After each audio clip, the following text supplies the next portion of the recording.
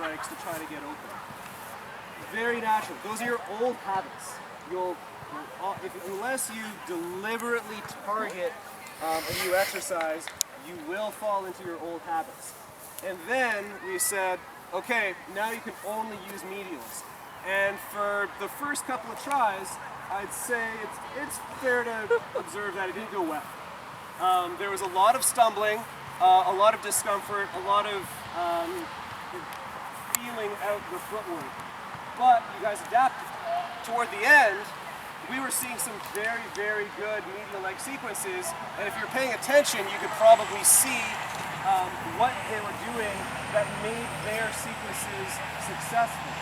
And in particular, I'd like to call your attention to a few elements. One, they took momentum into the direction change. That is, they didn't change their stances without purpose.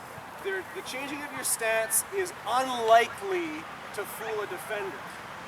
All of this footwork that we're teaching is to help you go into a turn with more momentum so that your defender will have a harder time changing direction with you. You have practiced the footwork, you carry more momentum into the turn, you take more momentum out of it sooner, that's how you get open.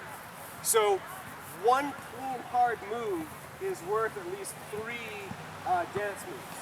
So bear that ratio in mind and perfect the high momentum direction changes. The other was how people use their feet. I previously remarked, one of the weaknesses of lateral strikes is that you're applying pressure far from your body. You will have the most friction when you have all of your weight on that foot. If you are trying to stop with your foot out there, you're you're demanding a lot of lateral force from this foot. If the grass is not strong enough, it will tear and you will slip. I don't want to base my entire offensive strategy on the strength of grass, and you shouldn't either. So in order to get, especially in slippery conditions, you will have a harder stop if you put all of your weight on this foot directly underneath you and catch yourself here.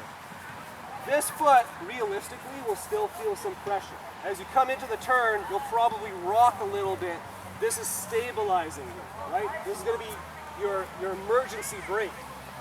So I don't want you stopping like this. I want you stopping like this so that this holds your position, you're stiff, your core is engaged, and now you can drive out into a full sprint. The people who slipped did one of two things. They put too much weight on the outside foot, or they put their medial foot too far over. So it was way past their center of mass. The people who were most successful brought a lot of momentum into it, but they stopped really hard with that foot directly underneath their waist. And I thought that as that drill progressed, you guys started to look really, really good at executing those turns. So that means that's another weapon. You just extended your arsenal by 100% tonight, but you've got to keep practicing. Now you can turn on both feet. You will beat people who only turn on one. So bear that in mind. It's something worth working on.